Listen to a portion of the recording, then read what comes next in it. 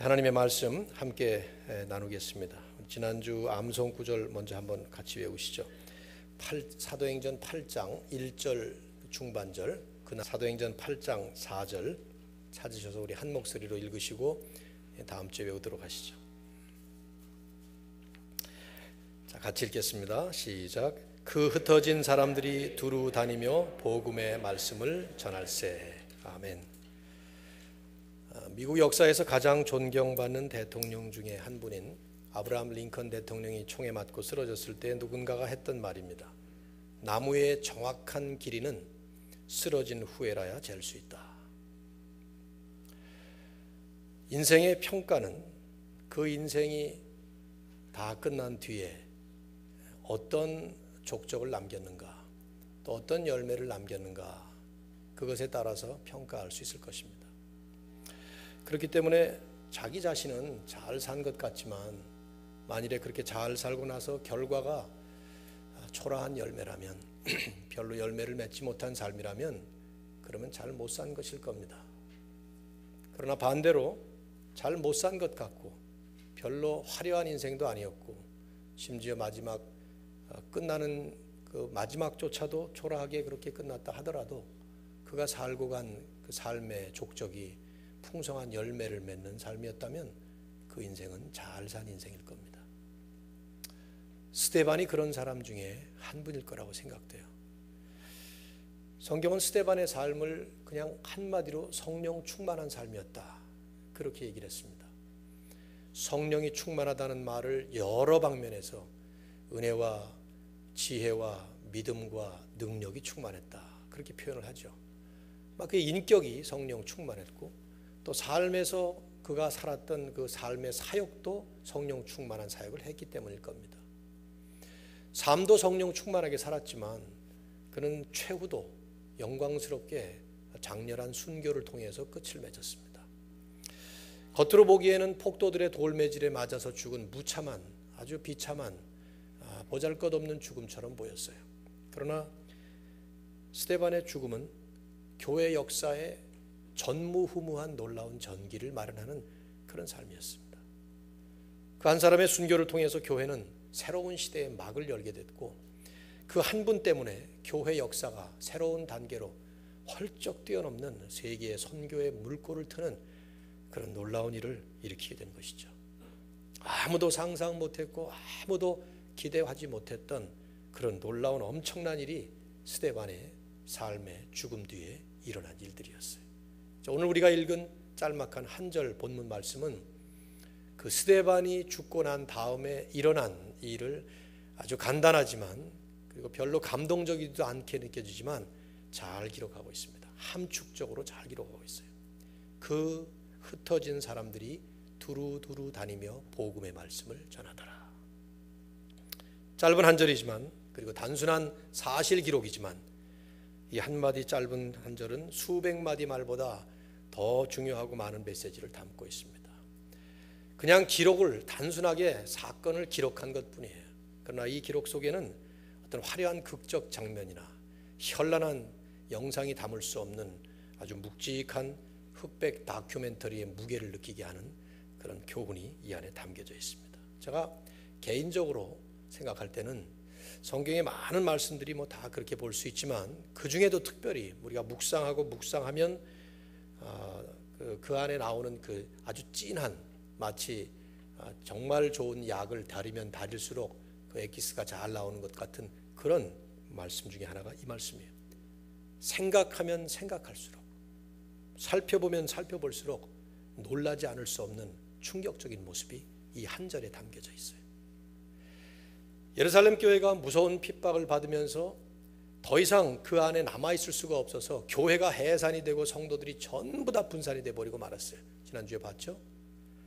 그런데 그들은 가는 곳마다, 흩어져서 사는 곳마다 복음을 전하면서 살았다는 것입니다.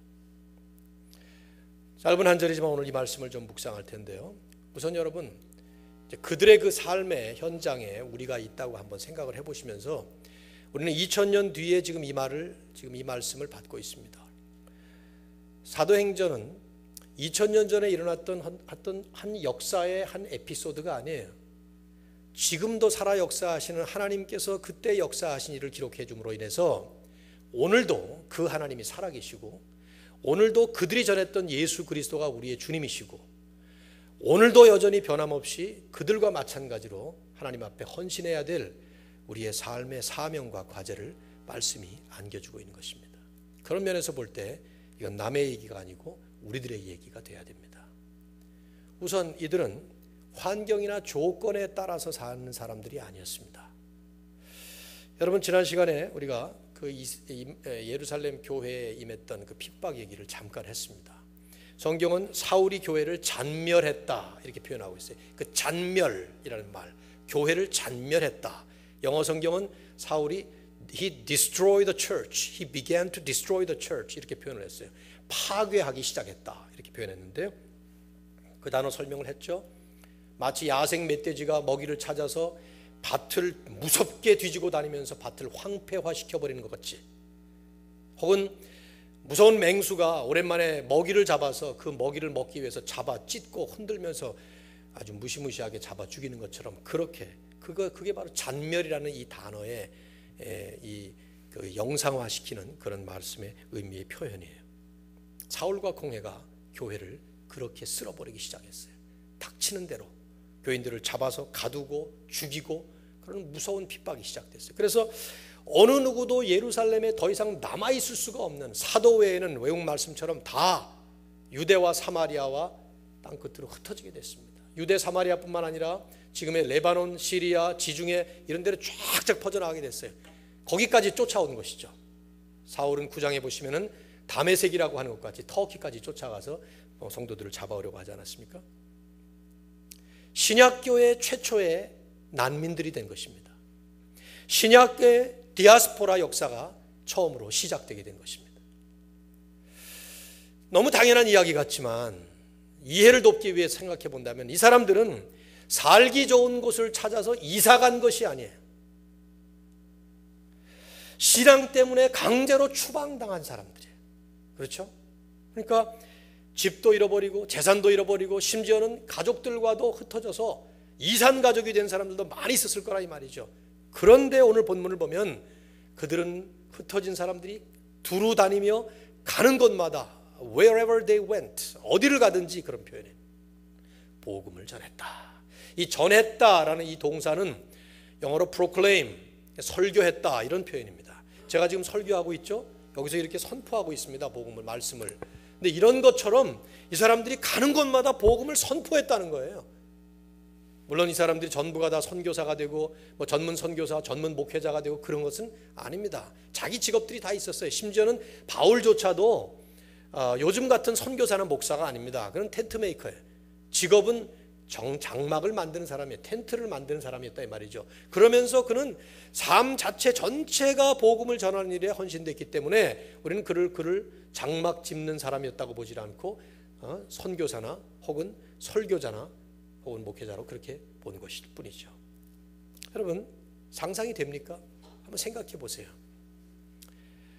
대한민국이 분단된 지가 벌써 반세기가 훨씬 넘지 않았습니까? 근데 만일에 한국이 통일되는 것이 아니라 이북이 무력 남침을 해서 대한민국이 전부 다 공산화되면서 예수 믿는 사람들을 전부 잡아 죽인다고 할 때, 그래서 한국에 살 수가 없어서 뭐 강원도 산골로, 일본으로, 중국으로, 러시아로 다 도망을 간다고 한번 상상을 해보세요. 아니면 우리 지금 미국에 살고 있으니까 10여 년 전에 일어났던 9/11 테러 같은 것이 아니라, 그 정도가 아니라 미국이 전 세계의 모든 테러들에게 전면전으로 공격을 받아서 미국이 패배하는 바람에 미국에 있는 그리스도인들이 살 수 없게 됐다고 한번 상상을 해보시라. 집 떠나서 재산 잃고 가족들과 헤어진 채 그냥 조용히 몰래 숨어서 신앙생활하기도 어려운 판에 이들은 가는 곳마다 복음을 선포했다. 1차적으로 우리의 삶과 비교를 해보면 환경에 따라서, 조건에 따라서 오르락내리락하는 그런 사람들이 아니었고, 이 사람들은 단지 저는 질문이 생기는 것이죠. 도대체 어떤 종류의 사람들이 있길래 이렇게 살 수 있었을까? 그런 생각이 들지 않아요, 여러분? 사도행전 읽다 보면은 초대교회 성도들을 생각해 보면 뭐 어떤 때 영화도 그런 건 나오고, 옛날 코바디스 같은 영화도 보면은 잡혀서 사자에게 여기 팔 뜯기고, 그런 네로가, 그 영화에 보면 네로가 이렇게 사람들을 죽인 다음에 그 다음날 횃불을 가지고 이렇게 저녁에 돌면서 보니까 웃으면서 죽은 사람들이 있고, 그러니까 이거 어떻게 된 일이냐 막 그러고, 화형대에 붙잡혀서 불이 헐헐 타오르는데 찬송을 부르니까 저게 도대체 어떠냐 그러면 막 난리치잖아. 아마 그랬을 거예요. 근데 도대체 어떤 사람들이길래 그랬냐 이 말이죠. 우리는 사실 조금만 어려워지면은 너나 나나 할 것 없이, 저도 마찬가지입니다만은 찡그리고 불평하고 불만하고 화내고 뭐 그러지 않습니까? 근데 도대체 이 사람들은 어땠길래 이랬냐 이 말이에요. 성경이 그냥 이 모습 보고 감탄해라 그러면서 우리 보고 초상화 걸어놓고 감탄하라고 준 그런 말씀이 아니라면, 이게 우리에게도 해당되는 말씀이고 우리도 이렇게 살아야 된다는 것이라면, 이분들이 도대체 무슨 비결이 있었길래 이렇게 했는가 하는 것을 생각해 봐야 되지 않냐 이 말이죠. 이들은 별종 인간들이 아닙니다. 그럴까 봐 성경에 한 구절이 있어요. 엘리야 같은 사람을 놓고 우리가 하늘에서 불덩어리가 내리고 그 엘리야가 그 불 내리는 갈멜산 결투가 끝난 다음에 아합이 자기 궁으로 마차를 타고 전속력으로 달리는데, 열왕기상 18장 마지막 절을 보시면은 엘리야가 전속력으로 달리는데 아합보다 더 빨리 갔다 그랬어요. 마치 슈퍼맨이 막 달리는 영화에 나오잖아요. 그냥 그런 장면들. 그것처럼 이런 사람들을 보면 슈퍼맨 같은 느낌이 드는데, 이 초월적인 그런 사람, 이거 도대체 어떤 사람이냐. 근데 야고보서에 보면 나오죠. 엘리야는 우리와 성정이 같은 사람이다. 성정이라는 말 빼버리시고 그냥 우리와 같은 사람이다. Elijah was just like us. 영어성이 그렇게 번역했어요. 엘리야는 우리와 똑같은 사람이었다. 뭐가 달랐어요? 그분의 기도가 달랐고, 그 기도를 통해서 역사하신 하나님께서 그분의 삶 속에 역사하셨던 게 달랐던 거예요. 그러니까 똑같은 사람이에요. 이분들도 똑같은 사람들이에요. 뭐가 달랐을까? 우리가 살펴보면, 사도행전 전체를 보면 이들에게 비결이 따로 없었습니다. 결국 그들의 믿음이었습니다.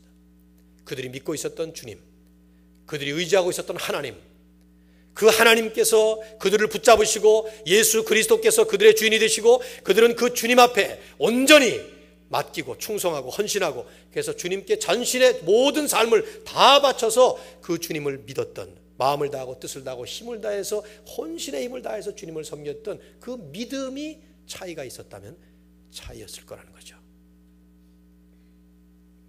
바울은 그래서 그런 말을 하잖아요.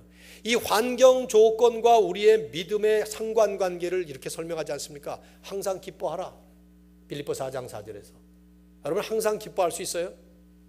지난주 우리가 추수감사 주일을 맞았고 땡스기빙 데이를 보냈지만 뭐 감사한 일이 많죠. 엄청 많습니다. 그러나 한 해를 지나 보내면서 이때가 되면은 마땅히 감사해야 되는데 감사하지 못한 게 얼마나 많습니까?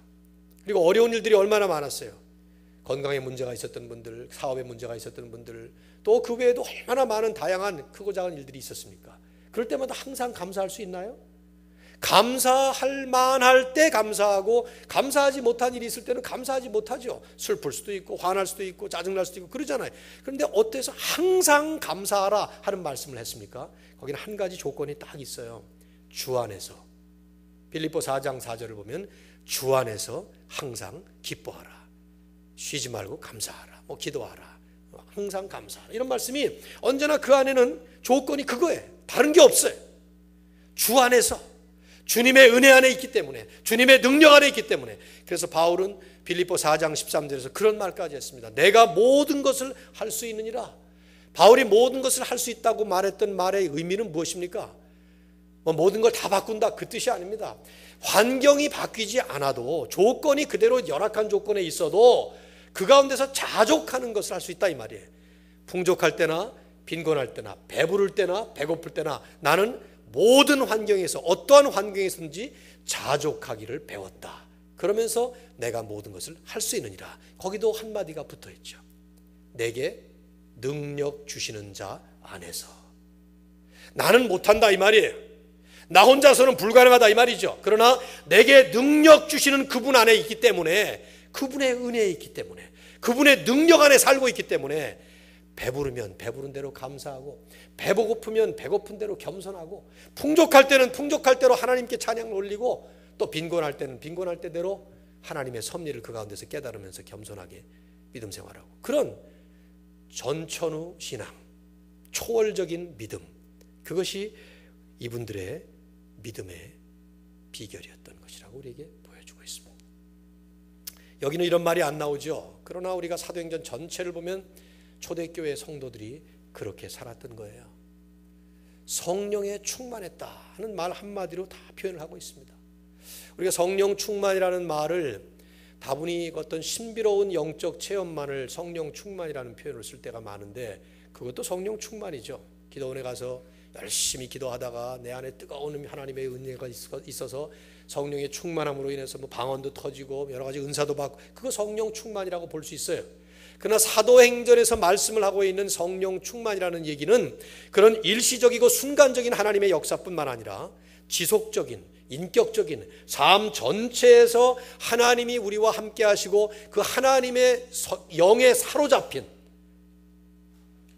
스데반이 은혜와 성령과 지혜가 충만했다 하는 것은 바로 그런 뜻이에요. 그의 인격과 삶 자체가 하나님의 영으로 가득한, 예수 그리스도를 만난 후에 그분의 영이 내 안을 채우셔서 나의 죄성이 아닌 이제는 주님의 성령이 원하시는 대로 살기를 원하고, 그래서 내 가치관이 주님께 맞춰져 있고 사는 목적인 인생관 자체가 하나님의 영광을 위해서 살고, 그래서 내 삶 전체에 하나님이 충만히 역사하는 그런 삶을 살았던 것이 이들에게는 비결이라면 비결이었다는 것입니다. 그것이 그들에게 이런 초월적인 믿음을 보여주었고 뛰어난 신앙을 갖추도록 했던 것이죠. 저는 이것이 이제 우리가 그냥 구경하고 지나갈 부분이 아니라고 하면, 우리에게 적용을 해야 된다고 하면 우리 자신들이 이런 말씀의 거울에 우리 자신을 잘 비춰봐야 된다고 믿습니다. 여러분, 이들의 신앙은 정말 질과 차원이 달랐던 것 같아요. 요즘의 현대 기독교, 현대 저를 포함해서 우리 교인들과 저희들 모두가 다 여기에 다 들어있는데요, 우리들을 보면 정말 이 초대교회 성도들의 그 신앙의 질, 그 수준, 너무 다른 것을 보게 됩니다. 오늘 우리들의 신앙생활의 수준이 뭡니까? 여러분 한번 보십시오. 하도 욕먹는 시대다 보니까 욕먹지 않으면 잘하는 것으로 평가받고 있습니다. 어떤 교회가 좋은 교회입니까? 인터넷에 뜨지 않으면 좋은 교회예요. 그러니까 인터넷에서 나쁜 얘기로 뜨지 않으면 좋은 교회라 이 말이죠. 제가 이 설교를 하려고 하다가 생각해 보니까 혹시, 그래서 제가 인터넷 어제 구글 들어가 가지고 제 이름을 쳐봤어요. 김태권 하고 쳐봤어요. 다행히 제 설교만 부지런히 뜨대요. 거기 그냥 유튜브 요새 나가다 보니까. 근데 만일에 이름을 딱 쳤는데 거기에 뭐 소송에 걸렸다, 그 목사가 장로를 성경으로 뒤통수를 쳐가지고 죽였다, 뭐 이런 게 뜨면은 그럼 이제 그건 끝나는 거죠. 그러니까 요새 하도 욕먹는 시대다 보니까 교회도 욕먹고 목사도 욕먹고 장로도 욕먹고 온통 그리스도인들이 세상에 욕먹는 시대다 보니까 욕먹지 않으면 괜찮은 그런 수준으로 우리는 전락돼 버리고 말았어요. 그 교회 어때? 거긴 싸움이 없어. 그러면 괜찮은 교회가 되는. 이게 얼마나 수준이 떨어진 것이냐 이 말이죠. 하도 법을 지키지 않는 시대다 보니까 그냥 법 정도 지키면 괜찮은, 티켓 받지 않으면 괜찮은 거예요. 그냥.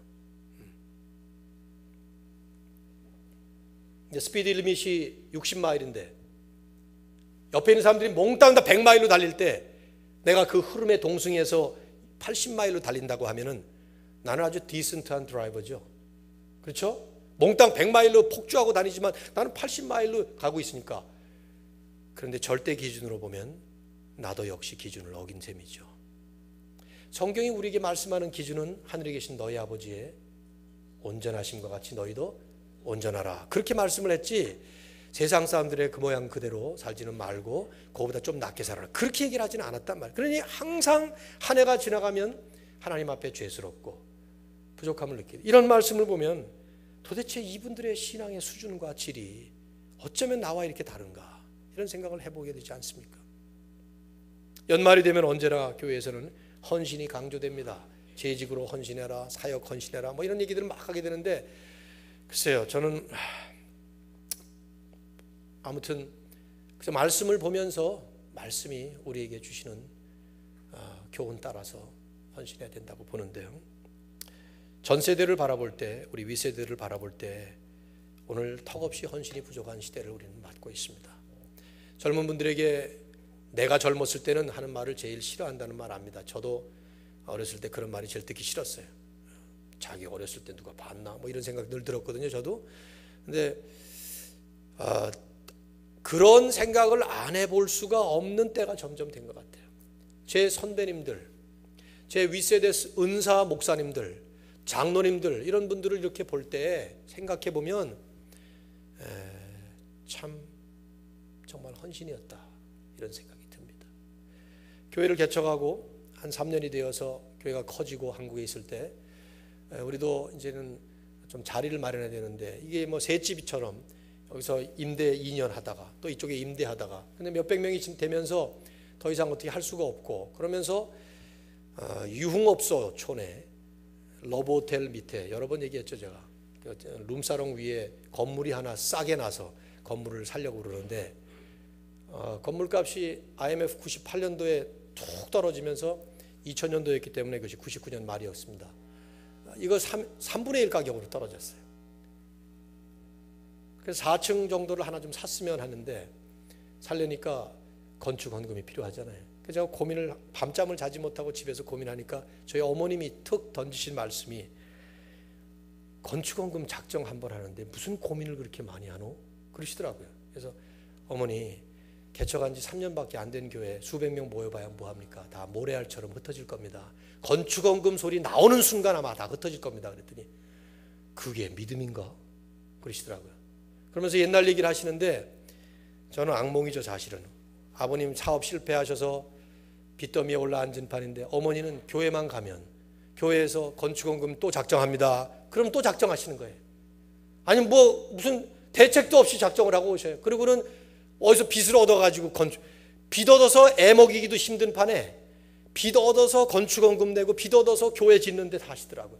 그때 저는 참 이가 갈렸어요. 이거 표현이 좀 너무 심한 표현이긴 합니다만 이가 갈렸어요. 정말 도대체 교회가 돈을 빼낼 데가 없어가지고 이렇게 다 사업이 망해서 뱅크럽트 당한 집에 이런 식으로 하는가 막 그런 생각이 막 들었어요. 근데 지나놓고 지금 생각해 보니까 교회는 어떻게 했는지 모르지만 제 어머님에게는 헌신이었던 것입니다. 내 집은 망가져도 하나님의 집은 세우겠다 하는. 걱정 마세요. 여러분 보고 내년에 건축헌금 하자고 지금 이런 얘기 하는 거 아닙니다. 미리 목사님이 지금 복선을 깔아놓는구나 이런 식. 요새 머리 좋아가지고요 무슨 설교하면은 저게 지금 어떻게 번질까 이걸 생각하느라고 설교를 잘 못 듣는 것 같아. 걱정 마세요. 우리 교회 건축헌금 할 필요 없잖아요. 지금 좋은 건물이니까. 제 얘기의 핵심은 헌신을 얘기하는 겁니다. 우리의 수준은 과연 어떤 수준일까요? 법이나 지키면 됩니까? 욕먹지 않으면 될까요? 이 초대교회 이 성도들은 법을 지키는 정도의 수준이 아니고 법을 만드는 사람들이었습니다. 그 사람들의 삶이 법이었어요. 그들을 보면 하나님의 법을 보는 거예요. 그들을 보면 하나님이 살아계신 것이 보이는 것이죠. 주님이 말씀하신 대로 너희 빛이 사람 앞에 비치게 하여 그들로 너희의 선한 행실을 보고 하늘에 계신 너희 아버지께 영광을 돌리게 하라. 근데 오늘은 우리를 보면 계시던 하나님도 안 계신 것처럼 사라져버리고 교회가 세상에 하나님의 영광을 가리고 있다는 말을 수도 없이 듣고 있지 않습니까? 교회가 그렇다는 얘기는 여러분 빼놓고 다른 사람들이 한다는 얘기가 아닙니다. 우리 모두가 다 거기 동참하고 있는 것입니다. 좀 이따 3시 반에는 뷰라 처치에 가서 We are the member of the body of Christ라는 그런 제목으로 같이 말씀을 나누려고 그래요. 우리는 전부가 다 그리스도의 몸의 어떤 한 지체예요. 한 지체 한 지체가 다 건강해야 건강한 것입니다. 어떤 한 지체가 욕을 먹으면 전체가 다 욕을 먹는 거예요. 오늘 뭐 세상의 모든 교회, 세상의 모든 성도들이 전부 다 망가졌습니까? 그렇지 않습니다. 그러나 어떤 교회가 욕을 먹고 어떤 한 전장의 일이 일어날 때 그것이 전체 교회, 주님이 왕이 되어 계시고 하나님이 주인이신 교회 전체가 세상에서는 영광의 빛을 드러내지 못하고 있는 이런 안타까운 실정에 놓여 있는 것이죠. 그런 면에서 우리는 이 흩어진 사람들의 모습을 깊이 묵상할 필요가 있어요. 왜냐하면 우리도 흩어져서 왔습니다. 여기까지. 우리는 디아스포라 코리안들이 돼버렸어요. 한국에서 태어나서 한국에서 살다가 여기까지 왔어요. 이민으로 오셨던, 유학으로 오셨던, 그리고 돌아갈 때 다시 한국으로 갈 사람들도 있고 전 세계로 퍼져나갈 분들도 있습니다. 이제는 글로벌 시대이기 때문에 자기가 태어난 곳에서 죽을 때까지 살다가 거기서 죽고 그러는 일이 아마 별로 없을 겁니다. 흩어져 살게 되어 있는 시대가 됐습니다. 이제는 디아스포라 시대가 되었어요. 하나님이 그렇게 흩으시는데 특별히 교회를 흩으시는 것입니다. 오늘 우리 교회가 만일에 지난주에도 말씀드렸습니다마는 하나님께서 이런 식으로 우리를 흩어버리신다면 우리도 가는 곳마다 복음을 증거하며 살 수 있겠는가? 우리의 신앙 수준이 그런가? 환경과 조건에 따라서 오르락내리락하는 온도계의 수은주 같은 신앙은 아닌가 살펴봐야 된다는 것이죠. 그러면서 저는 이 본문을 보면서 한 가지 더 우리에게 와닿는 부분은 뭐냐면 이들은 복음을 전하는 것 자체가 그들의 삶의 목표였습니다. 복음이 무엇입니까? 예수 그리스도, 그분이 우리를 위해서 이 땅에 오셨고 하나님께서 그분을 우리에게 보내셔서 우리를 구원하시게 하신다는 이 good news, gospel, 예수 그리스도를 증거하는 것이 이분들의 삶의 목표였다는 말이에요. 그랬기 때문에 이분들이 가는 곳마다 복음을 전한 것입니다. 단순히 믿음이 좋았던 것만이 아니에요. 믿음이 좋고 성령 충만해서 인격이 점점 더 훌륭하게 변화되고 그 다음에 평안한 삶을 살고 모든 환경에서 감사하고 만족하고 그렇게 사는 정도로 끝나지 않고 오늘 본문은 다른 말을 다 생략하고 있어요. 그 흩어진 사람들이 가는 곳마다 배고플 때나 배부를 때나 풍족할 때나 빈곤할 때나 언제나 자족하며 살았더라, 항상 기뻐했더라, 이런 말은 다 제외해놓고 복음의 말씀을 전했더라 하는 말 한마디만 여기다 기록하는 것은 그것은 이들의 삶의 궁극적 목표가, 가장 중요한 주 목표가 예수 그리스도를 증거하는 것이었다는 것이죠.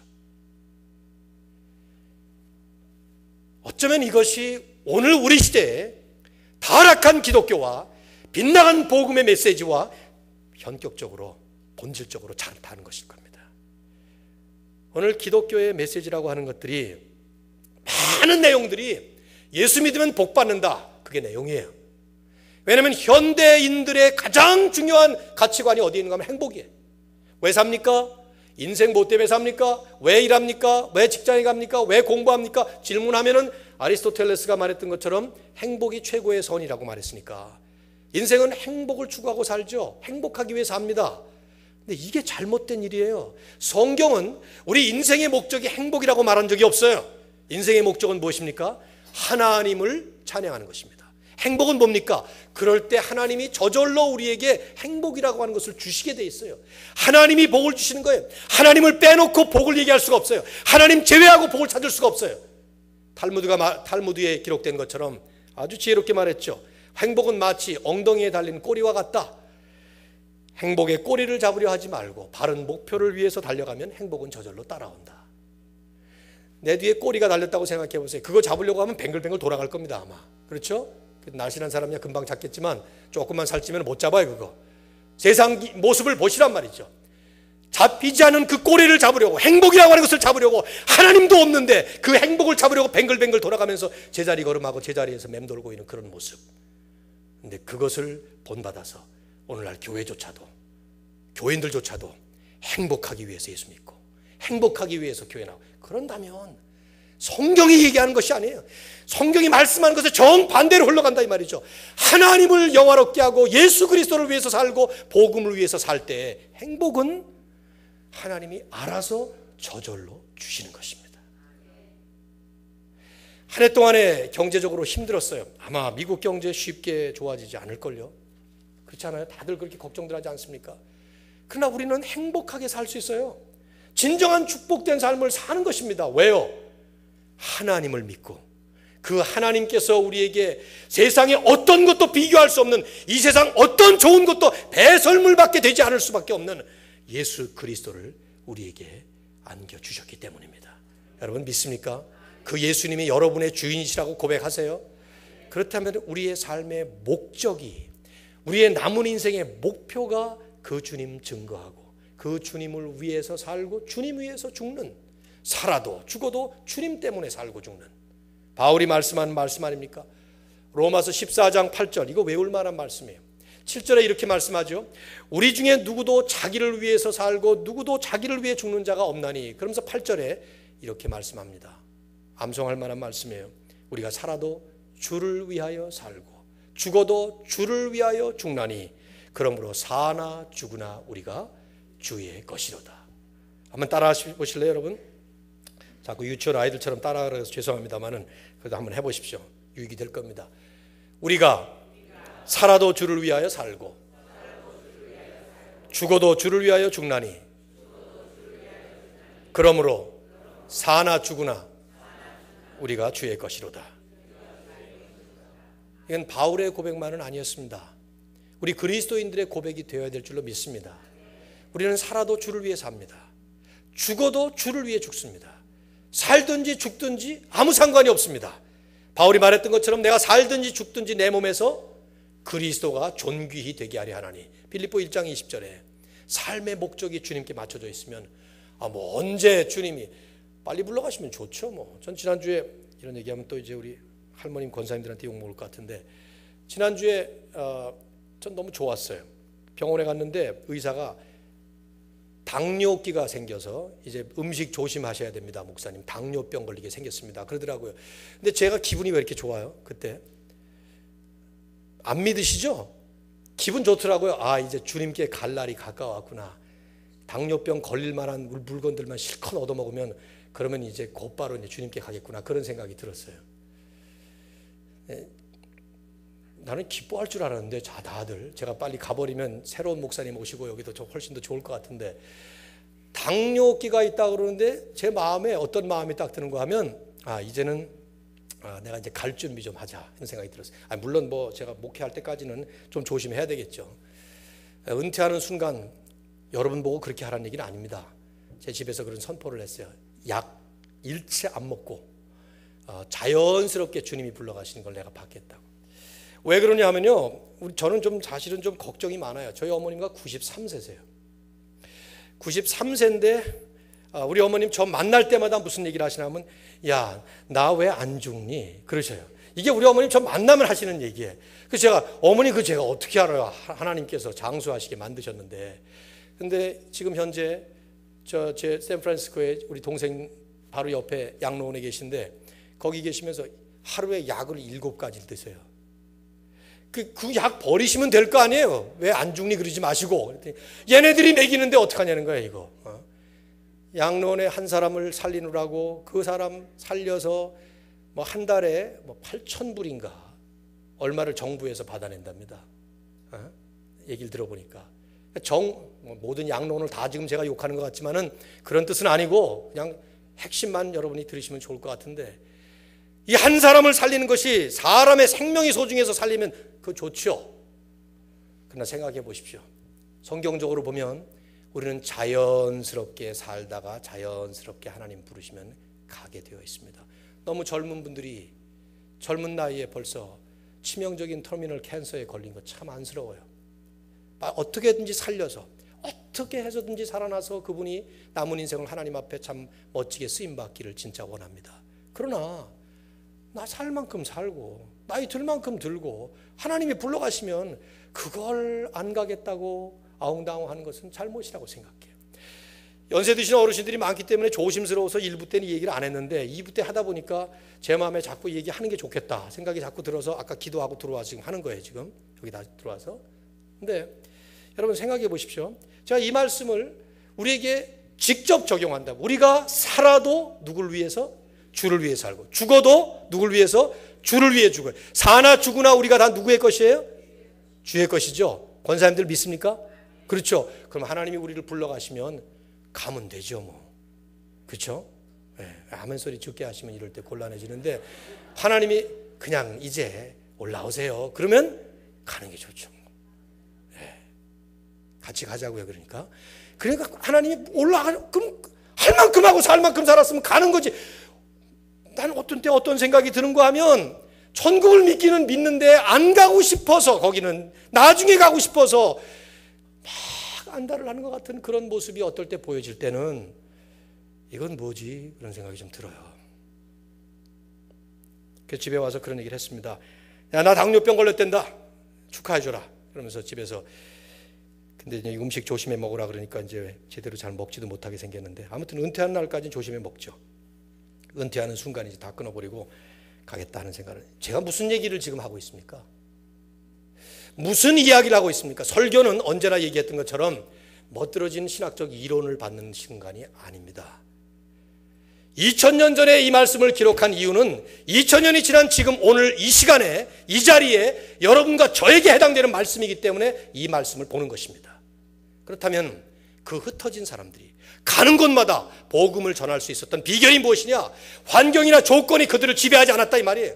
믿음으로 그 믿음의 대상이신 하나님이 성령 충만하게 하셔서 하신 것인데 그들은 그러면서 그 삶의 전생의 목표를 이제는 새롭게 거듭났으니 살아도 주를 위해서 죽어도 주를 위해서 다 주의 것이다. 그러면서 주님을 전하는 일에 전심전력했던 것입니다. 오늘 우리는 얼마나 주님을 위해서 삽니까? 얼마나 하나님을 위해서 우리 남은 생애를 헌신하고 있습니까? 이번에 재직 훈련을 하고 헌신을 하면서 회의가 많이 생겨요. 태풍 때문에 모처럼 재직 훈련을 한다고 그러는데 수요일 날 저녁에 오지도 못했고, 그 다음엔 또 새생명 축제가 있어서 광고도 제대로 하지 못하고 새로운 사람들에게 하느라고 광고도 못하고 하다 보니까 많은 재직들 가운데는 서리 집사님들 중에는 재직 훈련에 빠진 분들이 많아서 사유서라도 내시면 그러면 하겠다 하는데, 어제 제가 그걸 쭉 현황을 받아봤더니 작년에 비해서 턱없이 헌신하신 분들이 적더라고요. 두 가지 생각이 들었습니다. 첫째는 이제는 더 이상 그런 교회의 직분들이 그렇게 매력적이지 않은가 보다 하는 생각이 들었어요. 뭐 집사, 권사, 아니 이런 건 뭐 관심 없습니다. 이런 분들이 많은 것 같아요. 특별히 30대 젊은이들이 그런 것 같습니다. 그러나 두 번째 이유가 난 더 중요하다고 보는데요. 확실히 헌신이 떨어졌습니다. 확실히 그래요.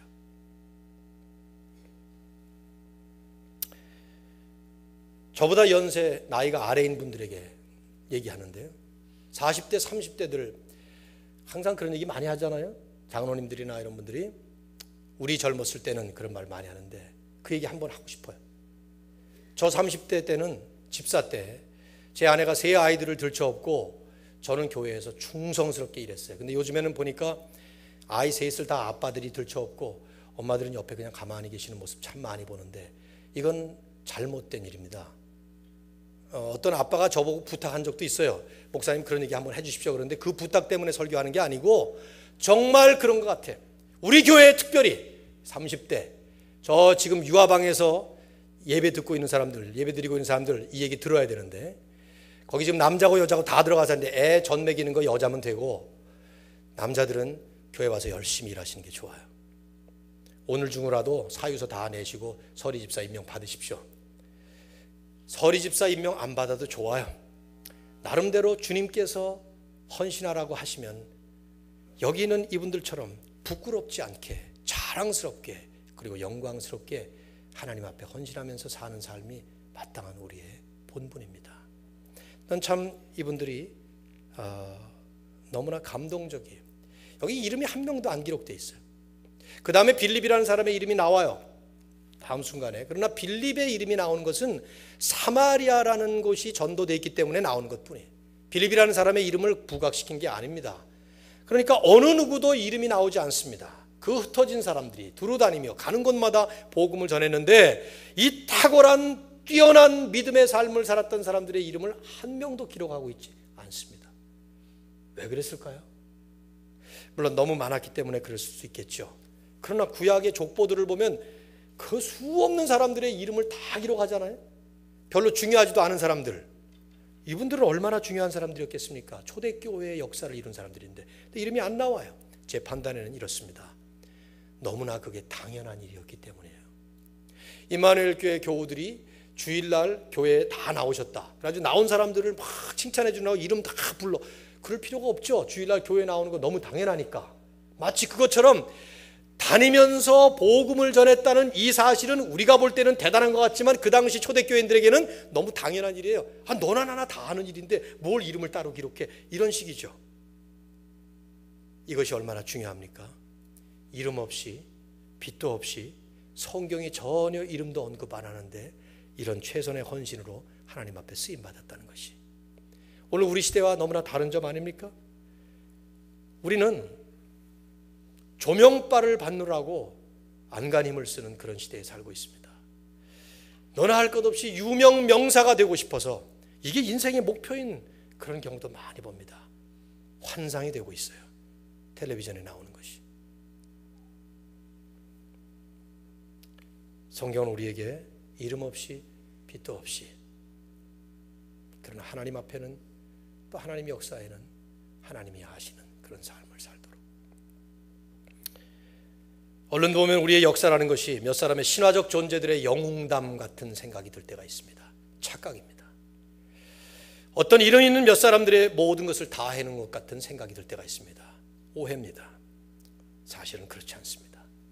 하나님은 전혀 이름이 드러나지 않는 사람들, 전혀 중요하지 않은 것처럼 여겨지는 그런 삶, 그러나 하나님께 온전히 헌신한 하나님의 사람들, 역사의 그늘에는 가려져 있는지 몰라요. 그러나 하나님 역사에는 생명록에 지워지지 않은 이름으로 기록된 그런 하나님의 사람들, 그들을 통해서 하나님의 역사를 이루신 것입니다. 오늘 저와 여러분이 내년을 이제 준비하면서 어떤 마음을 가지고 준비하나. 사도행전 제가 한 3년 할 것 같아요. 설교를 이렇게 나가다 보니까 1년 했는데 8장까지 왔잖아요. 사도행전에서 보여주시는 초대교회 성도들의 모습을 함께 보면서 우리의 역사에 하나님께서 다시금 역사하시도록 주님 앞에 내어드릴 수 있기를 주의 이름으로 축원합니다. 우리 한번 기도할까요? 조용히 기도합시다. 묵상으로 하나님 앞에 헌신하는 기도를 한번 드리시면 좋겠습니다.